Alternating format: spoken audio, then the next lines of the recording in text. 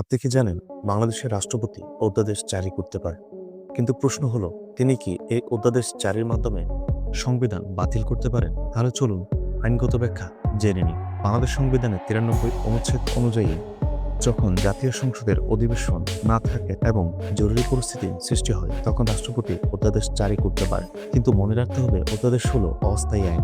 এটি সংসদে পেশ করতে হয় এবং সংসদে অনুমোদন না পেলে তা কার্যকর থাকে না। অন্যদিকে অনুচ্ছেদ 142 অনুযায়ী সংবিধান সংশোধন করতে হলে সংসদের 2/3 সংখ্যাগরিষ্ঠ ভোটে বিল পাস করতে হয়। আরও গুরুত্বপূর্ণ বিষয় হলো অনুচ্ছেদ 7 অনুযায়ী সংবিধান হলো প্রজাতন্ত্রের সর্বোচ্চ আইন। কোনো আইন যদি সংবিধানের সাথে সাংঘর্ষিক হয় তাহলে সে আইন বাতিল বলে গণ্য হবে। তাই পরিষ্কারভাবে বলা যায় রাষ্ট্রপতি 93 অনুচ্ছেদ অনুযায়ী অধ্যাদেশ জারি করতে পারেন, কিন্তু অধ্যাদেশের মাধ্যমে সংবিধান বাতিল কিংবা সংশোধন করতে পারেন না। সংবিধান পরিবর্তনের একমাত্র বৈধ পন্থা হল অনুচ্ছেদ 142 অনুযায়ী সংসদীয় সংশোধন।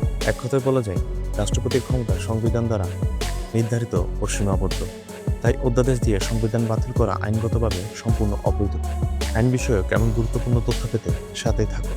কোনো প্রশ্নে জিজ্ঞাসা থাকলে কমেন্ট করুন।